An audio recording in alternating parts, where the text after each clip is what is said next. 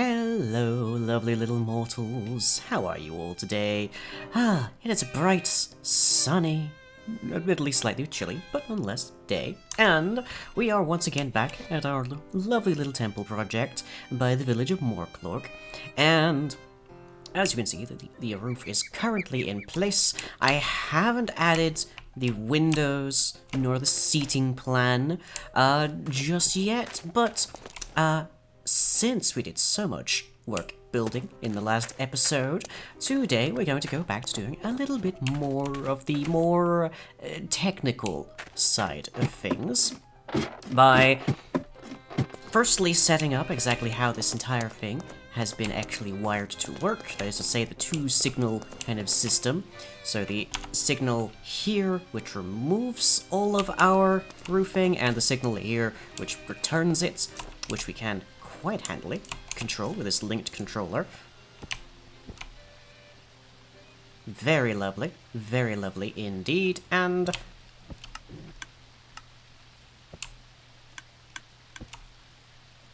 well, looks like one of them got missed in the run, but that's fine, because the amount of time that these will usually have between them is going to be quite long. And it sorts itself out eventually, even if part of the roof ends up being missing, so not a huge concern. And down here we have all of the space that I dug out and was fairly pointless. I do say it's unusual for me to make such an error. You know. Anyways, we will, of course, be controlling this by the daylight hours, which means we are going to need a clockwork bearing like this, as well as a few redstone contacts. Fairly straightforward, we've used these things before. Let me see, I'll need a gearbox, some shaft, and I think that should be the summoned total of it for the most part. So let's just bring that down to there. Let's make this a vertical gearbox. There we have it. And a clockwork bearing. There we go. And a few blocks and a dab of glue should suffice to make us some handy-dandy timing. Let's see, where did I put my glue? Should be about there. Now, presuming that the current time is going to plunk this more or less straight up, we'll take that way ourselves.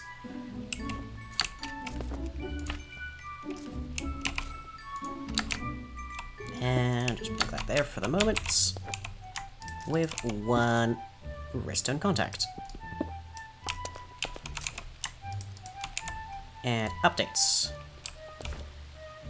Now, what is your current setting? Let's see, you should be set to the default of hour hands first. We want this set to be 24 hours. Oh, interesting. That late in the day. Well, that's fine. So, with that, we now have the capacity to get 2 signals, depending upon the hour, and we can use that quite happily to send a signal out with other redstone contacts to just send a signal to say, place all of them, or remove all of them. And that's fine, but I would like to be a little bit more complicated by using our linked controller here to be able to place or remove the roof and all this other accoutrement as and when we actually want it to be there. So we can have it run its normal cycle, and then if we have a special occasion, perhaps there's a wedding, who knows? Oh, weddings are such fun. Then we can place the roof and everything in place in time for that to happen as well. But that presents us a bit of a problem, because if this system is just on versus off, and then we send a pulse through to say switch the state, then it will change the state forevermore. We will have to manually tell it, okay, actually we're done with that. So, we need to figure out a system that is a little bit more complicated. So let's see, I'm going to need some pulse repeaters, at least one powered latch, and, well, a redstone link eventually, but not quite this moment. And then some repeaters, some torches, we'll grab a lever for demonstration purposes, and a button. And that should be about everything, I think. So let's grab some building blocks, just so we know what's what. Let's grab the rest of those, in fact. And some redstone dust. I think that will be handy to have one way or the other. Okay. So, the first thing that we need, of course, is the powered latch at the core of this entire thing. And dear lord, that water is quite noisy, isn't it? Oh well. Now this is basically just a lever. Power comes in this way, it turns on. Power comes in this way, it turns off. We could replace this with a toggle latch, that is mostly what we have used in the past, but since we are having multiple inputs to this, we need to be able to control it a bit more carefully. So, let's have a pair of repeaters going in, like that. These are pulse repeaters, which means they don't stay on, they only emit a single pulse through. And we can then attach our torch and a lever here. So now this functions pretty much identically to the lever, which is fine for the most part right now. We're going to... Can we extend this back a little bit? I think we can, because we don't really want to be 100% cloning the consequences of that lever, because we want to be able to actually input things to this that tell it to do what we want it to do when. So let's just do that. And a couple more there, so it's still working exact same. No worries, really. We can even move this back a step if we wished. Because now we can just feed power into these blocks. Where has my... There you are. There. Alright. Now we're going to need to know the outputs of this in order to know exactly what's going on. So we'll take that, we'll give it a repeater with a very long delay, just so that we can know exactly what the signal was when this particular other section started. And we're going to want an output right there. And we're going to need to send this off in some fashion in order to not be interfering with the next step. So let's see, if we make something that looks a little bit like this, then we can send a repeater into there, have some wires like that, and a couple of torches, a torch there, a torch there, and we now have a sided AND gate, meaning that when a signal comes through here, then this torch turns off, and depending upon the signal that is coming in from the current state of this entire system, we will be able to change the results of that system. So, let's just have ourselves a pulse repeater here, taking power from that output to reset it if this power is on, and another pulse repeater going into there to change that again. So, if we just keep an eye on this torch right here,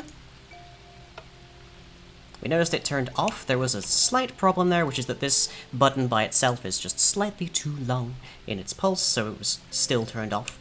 But power turned on, and then power then turned off again because the signal was caught by that. So, if we have ourselves a repeater about that long, and a pulse repeater there, and we give it our button, then we notice that that changed, and it changed back again.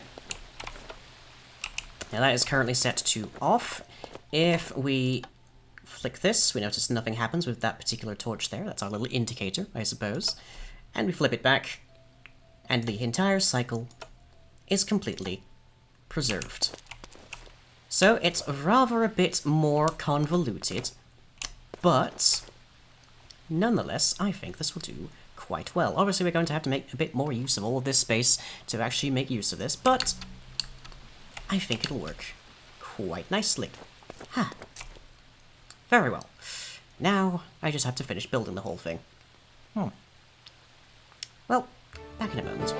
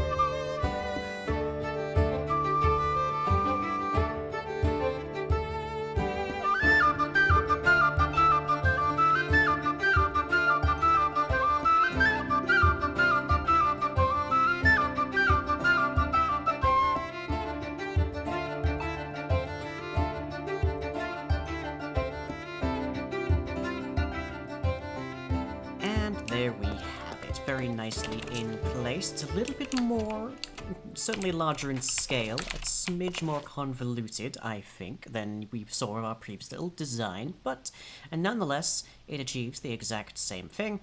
So we have lines that control whether the latch is on or off, set or reset. That then leads out over to here for the controls that actually control what is going on upstairs. And we have our double AND gate that determines what should happen when a pulse comes in, and our big long line here, which just goes all the way to the tippy top, as it were, to make sure that our handheld controller can actually receive the signal and send it all the way through. So everything just spirals down there. It works quite rather well, I believe.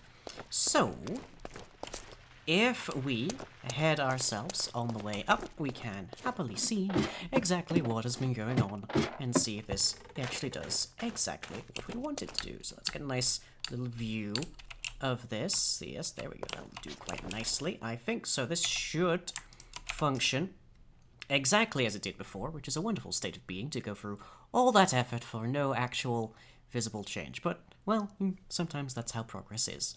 So, one singular button now, if we have a look. Yep, just the one. And indeed, we have all of our roof in place. Very good, which means we have a full signal that is controlling the entire aesthetic part of this particular build. Very lovely. And if we push this again, away it all goes. Lovely. Ah, well, I think that's a lovely little piece of wiring done for the day. I hope you've learned something, and I'll... Huh. That's not supposed to happen. You wouldn't give your name and credit card information to an archfey, but you can give your name and credit card information to me at patreon.com/lying, where you can get access to monthly rewards like custom audio clips, early video releases, behind-the-scenes content, and the monthly Patreon Games Day, all for as little as $1 a month. So to support future content, that's patreon.com/lying.